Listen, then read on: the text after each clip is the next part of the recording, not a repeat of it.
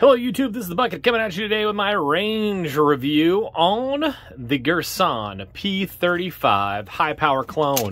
I just got back from the Goat Whisperers ranch. I went out with Shorty today and his little brother, and we had a good time at the range. And I was really excited to get this particular gun out to the range because I love the high power. I think it's a great design by John Moses Browning. And one of the big problems with the high power is it's just really expensive. And for some people, they can't afford that kind of, $1,200 to purchase a firearm. And when Girsan, a company that I really like and I respect, came out with this particular gun, I've been wanting to get a hold of it. Took me a while, but I ended up getting one. So I picked this one up for $450 at Riker Arms, and I took it out to the range today, and she ran flawlessly. Ran over 100 rounds through her today.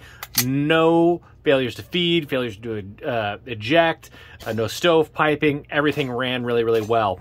I also had this other kind of junk magazine. I don't even know who makes it.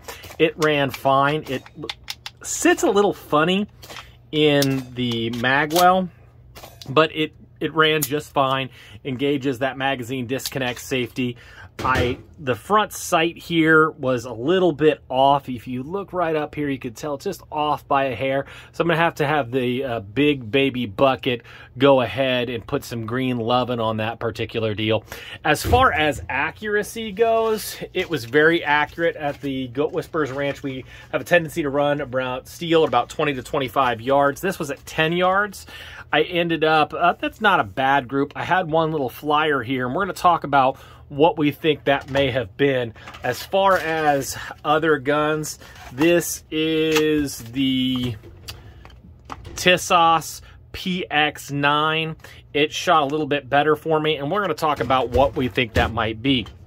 Because just like a true high power, this has a magazine disconnect safety in it, which I am not a big fan of. The French requested that good old John Moses Browning put that in there, and he did it, and it really rubs. So what it does is it has to be pushed forward with the magazine in it to engage the trigger, which means on that disconnect safety, it's actually grinding across it. And when you feel that trigger, you could feel that it's kind of grindy a little bit, and you can almost even hear it.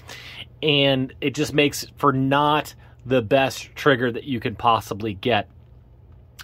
As far as crisp, when it breaks, it is pretty good. As far as trigger reset, it comes out, it's long, you can feel it kind of grinding up against that. So we're going to have to do something about that. And that is my goal, is to possibly do a video showing how to remedy that magazine disconnect safety.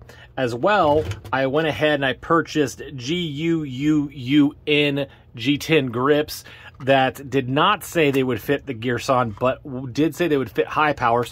So when I do that video, I'm going to go ahead and I'm going to install those as well. See if we can get this gun to just be a little bit gooder.